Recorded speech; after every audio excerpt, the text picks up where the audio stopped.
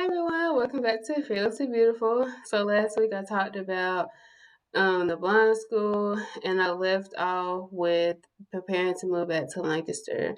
So we decided to move back to Lancaster and like I said, we went to Lancaster High School to make sure that there were accommodations and everything because I just wanted to graduate with my friends, and I was hating like not being able to go to Bible study on Wednesdays, and I want to be able to be more involved at church and be able to attend different things at church or whatever, and not have to worry about getting back to catch the bus on Sundays and stuff because I always felt like I was missing something.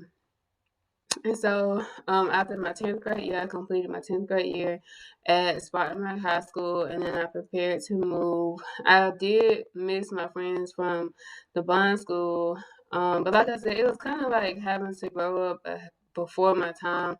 It was almost like having to be like away at college. In school because like we were in dorms, and of course we had to share rooms, we had to learn how to cook, we had to be clean, and different things like that. So it was very different, and I was just ready to go home because I was like, I did desire to go to college, and I wanted to be able to spend some time at home before I left to go to college. And so I moved back to Lancaster, and I continued to excel. I remember I had a great guidance counselor, and some of my friends were happy to see me come back, and they were still like willing to help me and stuff. And a lot of the teachers were a lot more understanding, and so some of my teachers would let me work with other students, and some of the teachers actually like read the stuff to me. Like I remember my geometry teacher, she was amazing because she would like write out the formulas and stuff with a Sharpie. She would draw out the shapes on a piece of like printer paper and highlight it with a Sharpie so I could see it, and then she would write the numbers on a separate piece of printer paper so I could see it. And so she did it like before the classes, so I was able to follow along while she was teaching on the board.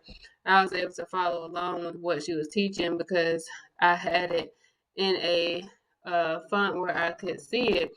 And she even did that with my test. Like usually I would go to the resource room to have my test read to me, but I didn't with that particular class because with classes like geometry and biology, even though the resource teacher can read it, they don't necessarily know like how to read, that type of math or whatever. So my geometry teacher would read it to me herself, and I made like straight A's in geometry. Like I could have failed my exam and still passed the class with an A because I scored like straight hundreds on everything, and I think I missed like one or two questions on my exam, so I had like a 96 or something. I dropped my average to like a low A or something. But yeah, and I was in honors English because I loved writing. So I was in honors English for both years. Chemistry, that's another story. I still did good, but it wasn't my science never was like my strong suit.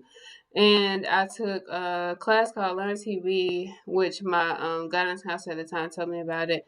And it was a program, it was a broadcast journalism course, and you basically got to host your own TV show and like invite guests and stuff to your TV show. And so I hosted two. I think my first year it was Dream Big Dream College, and it talked about going to college and how to prepare for going to college and different things like that. And my other show was Writers Cafe because, like I said, I loved writing and I love reading. And so for Writers Cafe, I had to interview different authors and read their books and then bring them onto my show and interview them throughout to ask about their book. And so I remember, I think my first guest was my apostle. Well, she's my apostle now, but at the time she was my pastor, Al Teresa Good Howard. She was my first guest on my show, and I remember after her, I had a couple other people I don't remember. I know one was Catherine Cooper, and the other ones I don't really remember. But we were able to experience everything from writing your show to shooting to editing. I didn't like the editing. And then I was able to get my first job with them working as a technical director during the football games and during the football games. So a director is basically the person that picks like the shots that go on the TV. So it may not make sense, but I'm gonna try to explain it to it make sense. So each time like you're watching TV, there's a different shot. There's like three different cameras, and each camera is getting like different angles. And some places may have more cameras or whatever. And so each camera is getting different angles from the each camera's getting different angles because they're positioned in different places to get like a different view. And so the technical director and the director is the person that's like in the truck or in the sound room, and they're able to see each shot on the screen, and then they pick the best shot, and that's the shot that you see on the TV. And so I was the person that after he told me like camera one, still two or whatever, I was the one that pressed the button to get the TV shot. I mean, I was the person that pressed the button to get the shot that he told me to pick for that particular camera on the TV, if that makes sense.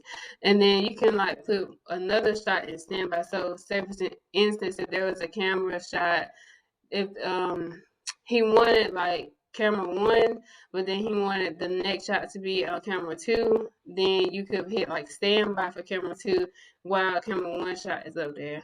That probably doesn't make no sense, but I try to explain it where it's like not as confusing. But if it is confusing, I apologize. Um, so yeah, so that class was a lot of fun, and that's kind of like it helped me to decide my major because I didn't really know exactly what I wanted to go to school for. I know I wanted to go to college, but I didn't really know what for. And so after taking that class, that kind of helped me to decide where I wanted to go to school. And I did take that class my junior and senior year. I also took like honors classes and like some business classes. And I think I took an accounting class, and I was on like lots of college tours. I think I was on a college tour like every Friday. It seemed like I remember doing Gear Up, and I remember my cousins. We were out. They went to AJ, but I went to like I said. But we would meet up together when we got to like the school or whatever, and I would go hang out with them or whatever.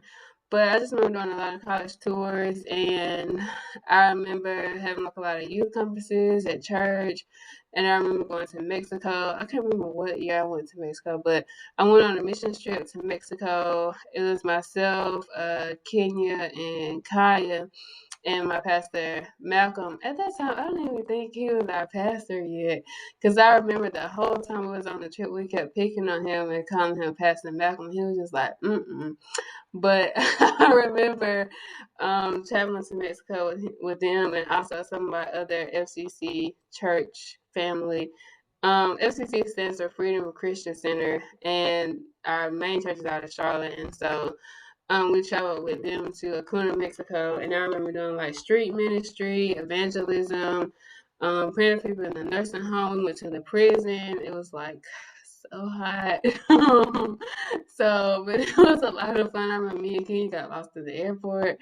Um, but yeah, it was a lot of fun. I just remember growing like exponentially in my walk with Christ and just developing that relationship with God and excelling as well in school. And like I said, my TV shows went well. I graduated in the top, I think, 20 or 30% of my class. I graduated with honors. I think I know I received a life scholarship. And I also had an article published about me in school I think it was my senior year. They picked like five people out of my graduating class, and you had like an article published about you in the newspaper, and you got to do an interview. And I was one of the top five in my class. And so yeah, next week I'm gonna talk about college and how I was able to prepare for college, and we'll get more into that. And so, yeah, but I just wanted to encourage you guys, let you guys know that you can be young and saved. You can be young and serve God. You can be young and having a relationship with God, because I did it. Like I said, I received God at the age of 14 years old, and it just grew and grew from there. And so, yeah, you can be saved. I mean, you can be young and serve God in school, in high school, in middle school, elementary school. It doesn't matter. The younger, the better, because the enemy wants to get you, while you're young. So why not like start serving God at a young age and begin to develop your prayer life and get in your word and worship and pray and spend time with Him. It's not too young. You don't have to feel like you're not fitting in, because people are looking for people that are going to make a difference. People are looking for someone to make a change. People are looking for someone to stand up and be the light. And so you can be that difference maker in your school. You can be the one to make a difference in your group, in your generation. You can be that prayer warrior in your generation. So I just wanted to encourage you guys with that. And I hope you guys enjoyed this video. And I will see you guys next week. Love you guys. Don't forget to like, comment, and subscribe. And hit the notification bell so you will see the next video. See ya.